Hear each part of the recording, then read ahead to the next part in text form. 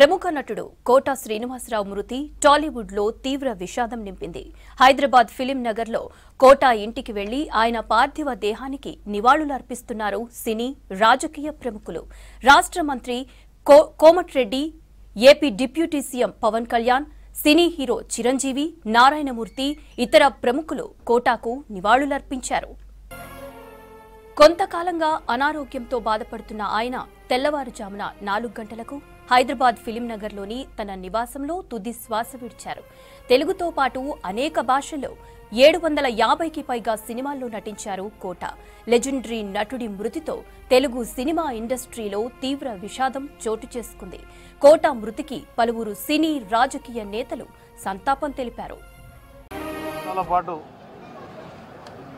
తెలుగు చిత్ర పరిశ్రమలో హాస్య నటుడుగా, విలన్గా ఏ పాత్రనైనా తన తరహాలో పోషిస్తూ 2 రాష్ట్రాల ప్రజల గుండెల్లో ఉన్న కోట శ్రీనివాసరావు గారి మృతి నిజంగా చాలా దిగ్భ్రాంతికి గురి చేసింది. వారు నటుడే కాకుండా రాజకీయాల్లోకి వచ్చి 99లో నాతో పాటు ఎమ్మెల్యేగా ఉండే చాలా మంచి వ్యక్తి. ఎక్కడ కలిసినా మంచిగా పలకరిస్తూ, వారి యాక్టింగ్ కూడా నిజంగా ఆహానా పిల్లంటే లాంటి సినిమా చూసినప్పుడు అనిపిస్తాయి. ఇప్పుడు మార్నింగ్కి వెళ్ళి వారు నటించిన సినిమా బయట చేస్తుంటే నిజంగా బాధ అనిపిస్తున్నది. వారు లేరంటే నమ్మలేకపోతున్నాం మనం. అలాంటి నటుడు, సామాజిక స్పృహ నేత, రాజకీయంగా 5 సంవత్సరాల ఎమ్మెల్యేగా సేవలు అందించిన ప్రముఖ నటుడు నిజంగా ఈరోజు మరణించడం బాధాకరం.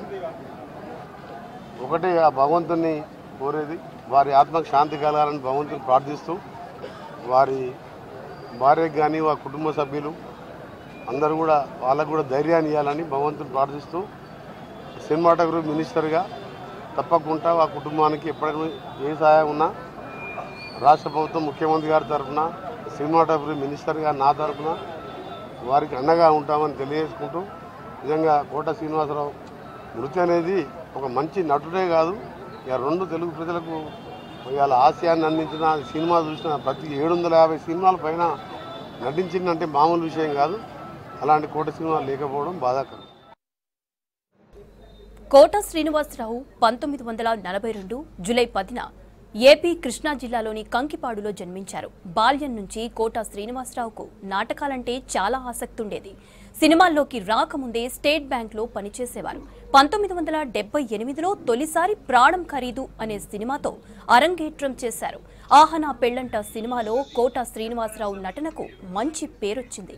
పవన్ కళ్యాణ్ హీరోగా చేసిన హరిహర వీరమలులో విలన్ గా నటించారు కోట. ఇదే ఆయన చివరి సినిమా అయింది.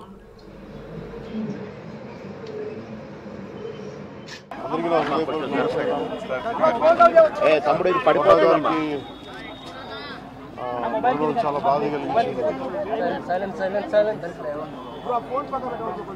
ఇప్పుడు బాబు మోహన్ గారు కానీ కోట గారు కానీ ఇద్దరు ఇప్పుడు యాదృష్టికంగా వారు కూడా ఇక్కడ ఉండటం జరిగింది. అందరికీ కూడా ఒక కుటుంబ సభ్యుడు, నాకు ఇష్టమైన వ్యక్తి, ఏదైనా అభిప్రాయం చెప్పాలంటే నిర్మూలంగా చెప్పగలిగే వ్యక్తి. ఆయన్ని చిత్ర పరిశ్రమ కోల్పోవడం చాలా లోటు, చాలా వెలితి ఉంది. ఇది లాస్ట్ మేము అథారిటీ దారేది యాక్ట్ చేసేటప్పుడు కూడా నాకు ప్రత్యేకించి ఒకటే చెప్పారు, మీరు ఇబ్బంది పడుతున్నారంటే నేను చనిపోయేవరకు యాక్టింగ్ చేయాలనుకుంటున్నాను.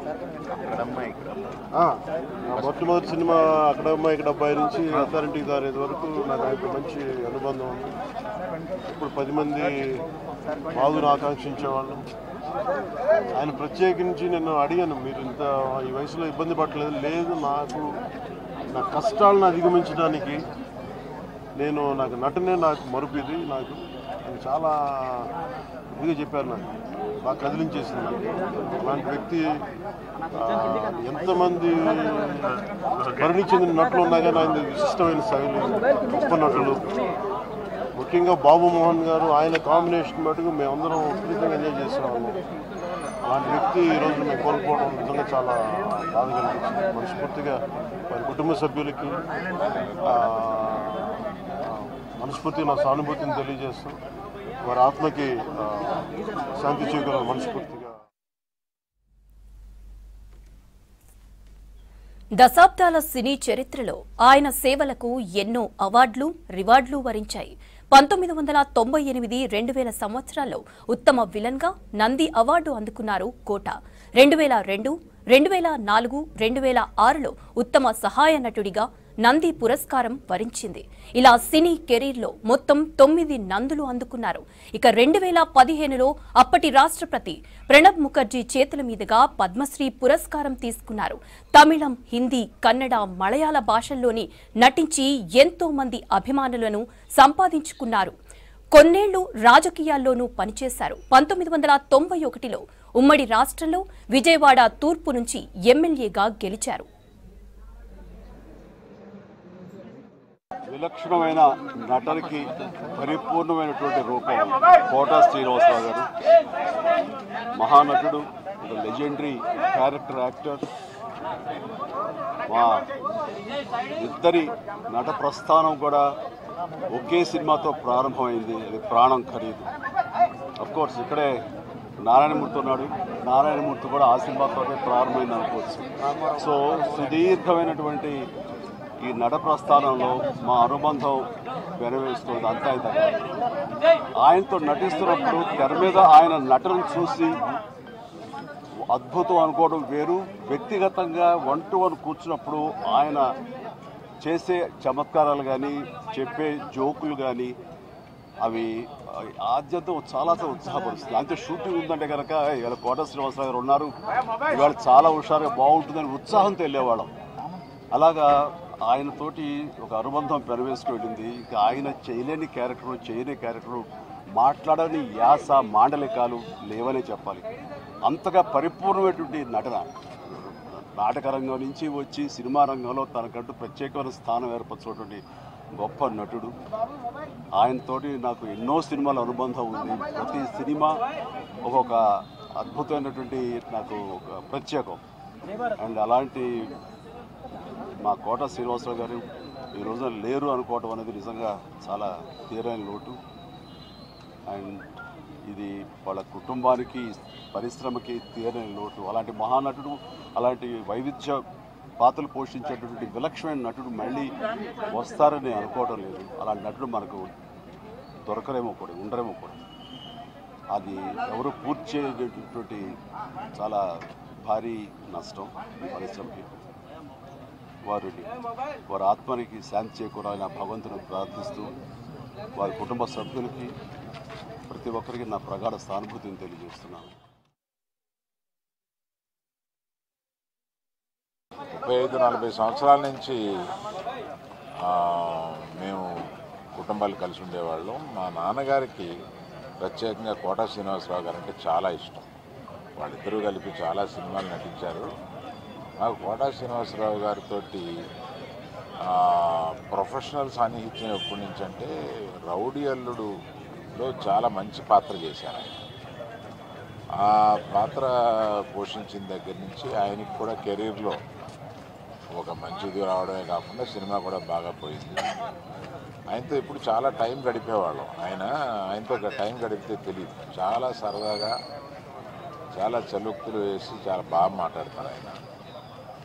అటువంటి మా కుటుంబానికి సన్నిహితుడు. అదే కాకుండా ప్రభాకర్ గారని ఆయన అల్లుడు నా దగ్గర 30 సంవత్సరాలుగా ఉంటున్నారు. అది ఒక బంధం మాకు. అప్పుడప్పుడు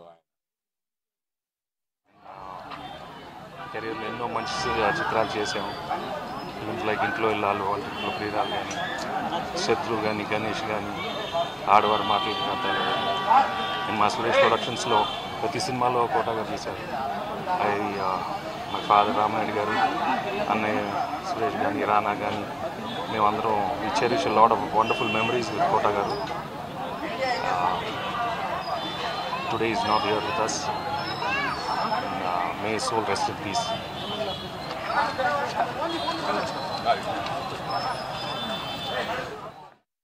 కాకుండా వారి పర్సనాలిటీని మర్చిపోలేం.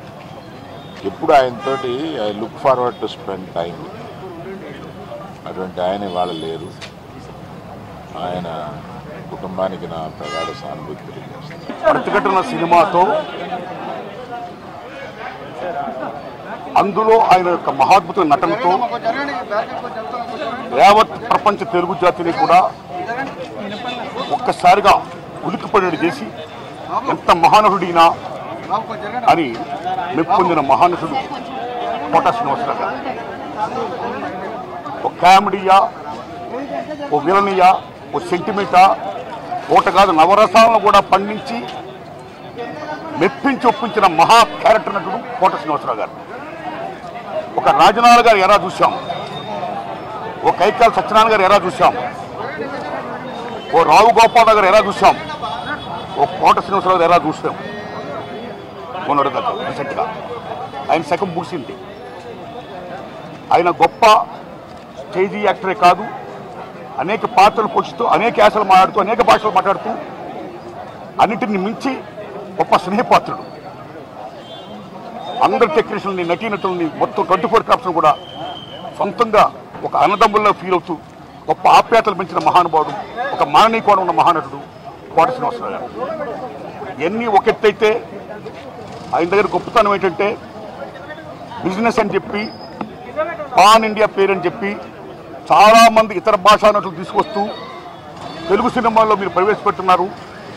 అలాగా మీరు చేయడం వల్ల ఎంతమంది తెలుగు నటులు గొప్ప వాళ్ళందరూ కూడా వాళ్ళ టాలెంట్ ఉపయోగించుకునే పరిస్థితిలో ఉంది ఇవాళ. ఇది కరెక్ట్ కాదు. తెలుగు నటుల యొక్క, నటీనటుల యొక్క టాలెంట్ మీరు ఉపయోగించుకోవాలి అని ప్రశ్నించినటువంటి స్వరాష్ట్రాభిమాని, 2 రాష్ట్రాల అభిమాని, తెలుగు భాషాభిమాని కోట శ్రీనివాసరావు గారు. అన్నింటిని మించి వీటితో పాటు ఆయన రాజకీయంగా కూడా అమోఘంగా రాణించాడు. ఆయన విజయవాడ తూర్పు నియోజకవర్గంలో బీజేపీ ఎమ్మెల్యేగా గెలిచారు. ఆయన అక్కడ ఆయన ముద్ర వేశారు. ఆయన కమిట్మెంట్కి రాజకీయ పరంగాన, సామాజిక పరంగాన, కళారంగంగాన, ఏ రంగంగానే సరే ఆయన కమిట్మెంట్కి హ్యాట్సప్ చెప్తూ ఆయన లేని లోటు తెలుగు సినిమా పరిశ్రమకి పోర్చలేనిది. మహాకవి ఆచార్య గారు చెప్పినట్టు పోయినోళ్ళందరూ మంచోళ్ళు, ఉన్నోళ్ళు పోయినోళ్ళ తీపూర్తులుగా, ఆయన తీపూర్తులుగా మనందరం ఉంటూ ఆయన ఆశించిన గొప్ప తెలుగు పరిశ్రమ అభివృద్ధి యొక్క ఆ దశకి, ఆ ఉచ్చ దశకి చేరుకోవాలని పయనించాలని కోరుకుంటూ God bless his soul, God bless us. ఈరోజు చాలా దురదృష్టకరమైన రోజు అండి. మరి ముఖ్యంగా 2 రాష్ట్రాల ప్రజల కంటే నాకే ఎక్కువ ఆత్మీయుడు కోటన్న. నేను సినిమాల్లోనే కాదు, బయట కూడా ఒంటరిగా కలిసినప్పుడు కూడా, ఫోన్లో మాట్లాడుకున్నప్పుడు కూడా ఆ సెటైర్లు యాజ్ ఇట్ ఈజ్గా సినిమాల్లో ఎలాగైతే పాము ముంగిసలాగా అలాగే ఉండేది. నిన్నగా మొన్ననే ఫోన్ చేశాను, మొన్న సాయంత్రం ఒక షూటింగ్ సందర్భంగా ఫోన్ చేస్తే ఎక్కడున్నావురా అన్నాడు. వాళ్ళ దగ్గర ఉన్నన్నా అన్న. అరే ఎప్పుడు వస్తావురా అంటే రేపు వస్తాన్నా అన్న. అంటే చాలా బాగా మాట్లాడాడు. మామూలు జోక్ ఆ సార్లేవో ఇవన్నీ ఉంటాయి కదా బాయి. ఆ సెటైర్లతోనే మాట్లాడుకున్నాము ఒక 2 నిమిషాలు. నాకు షార్ట్ రెడీ అన్నా, నేను సాయంత్రం మాట్లాడతా మళ్ళీ అని సాయంత్రం చేస్తే పడుకున్నారు. అదేదో మందు వేశాడు డాక్టర్ గారు అని చెప్పారు. పెద్దమ్మాయి చెప్పింది, కోటన్న పెద్దమ్మాయి. సర్లే నేను రేపు వస్తున్నట్టు చెప్పు, లేకుంటే ఎల్లుండి పొద్దున వస్తానమ్మా అని చెప్పిన. రమ్మన్నాడంట. కానీ ఈయన వచ్చేసరికి ఆయన లేడండి, వెళ్ళిపోయాడు.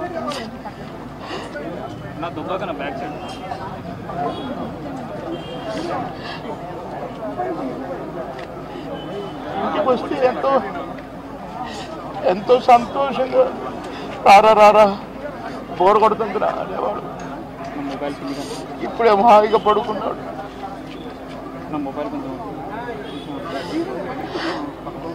సొంత అన్నదమ్ముడు, కోటన్నకు తమ్ముడు ఉన్నాడు. కానీ నేనే అసలు తమ్ముడుగా ఫీల్ అయ్యేవాడు. ఎన్నోసార్లు ఒకే ప్లేట్లో భోజనం చేశాం.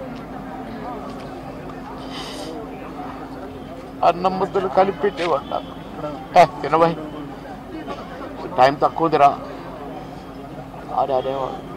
నేను ఎక్కడ ఏ ఊరిలో ఉన్నా, ఏ లాడ్జిలో ఉన్నా పక్క రూములే. మళ్ళీ ప్రొడ్యూసర్లు మొత్తుకునేవాళ్ళు, మీరిద్దరు ఒకటే రూమ్లో ఉంటారు కదా, అయితే ఆయన నీ రూమ్లో ఉంటాడో లేక నువ్వు ఆయన రూమ్లో ఉంటావు, మాకెందుకండి నష్టం చేస్తారు, ఒక రూమ్ డబ్బులు వేస్ట్ అని అనేవాళ్ళు. అదే ఇది ఇదే అని చెప్పేవాళ్ళం. అట్లా ఎన్నో సందర్భాలు.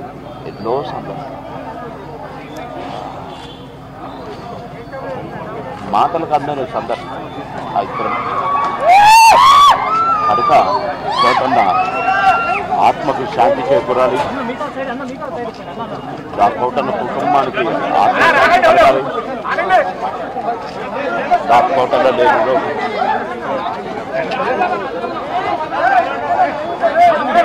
కోటన్న మనవళ్ళు అన్నకు శాంతి, ఆత్మకు శాంతి కలగాలి. తనదంటూ ఒక శైలి